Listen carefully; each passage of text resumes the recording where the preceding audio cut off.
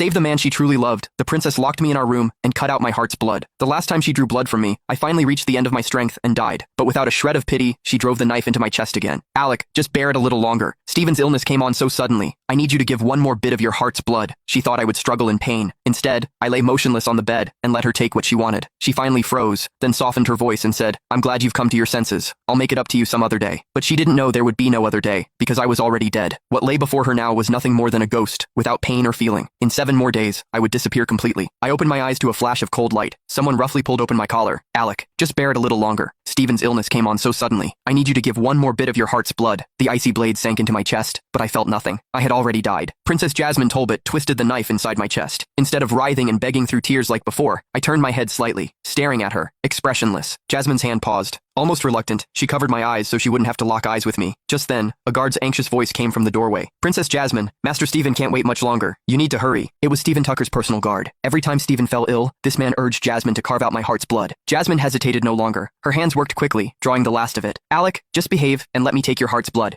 You should feel blessed that you're able to save Stephen. Once he has recovered, I will compensate you. Beneath her palm, I closed my eyes, holding back bitter tears. Another day? She didn't know my life had ended today. When I lay still, Jasmine put away the blood, tucked the blanket around me, and left without looking back. I watched her hazy figure retreat, letting out a soft laugh. Then my lips froze. My tears finally broke through. A month ago, her cousin Stephen had returned to the capital after his wife's death. Because his old heart condition flared up, he needed compatible heart's blood for his medicine. Using her authority, Jasmine tested every blood source in the city. Only I matched. We had been married for 5 years. At first, she only agreed because of my father's dying wish, but later, we grew close. She would care for me day and night when I had a cold. I personally saw to her meals, never letting anyone else do it. I never thought that for Stephen's sake, she would personally carve out my heart's blood. Time and again, I begged. Time and again, she took it by force. Until today, when my life force failed, I withered and died, but she was like ice. She didn't even notice I had stopped breathing. All she cared about was taking my blood to Stephen. Because my resentment was too great, I could not enter reincarnation. The King of Hell gave me 7 days to return to the living world and settle my grudges. But when I opened my eyes again, Jasmine still tried to carve out my blood. I was already a ghost without feeling, yet my chest ached as if wind were blowing through a hole in it. Cold tears spilled from my eyes. I pressed my hand to my chest, thinking bitterly that in 7 days, I would disappear completely. The next day, I went out to order a coffin for myself. The coffin shop owner was surprised. Young man, you're still so young. Why are you preparing a coffin for yourself? I smiled bitterly, shaking my head. He gave me a sympathetic look and let out a small sigh. He must have thought I had some incurable disease, but I didn't bother to explain. There was no escaping death. After taking care of that business, I slowly wandered the streets,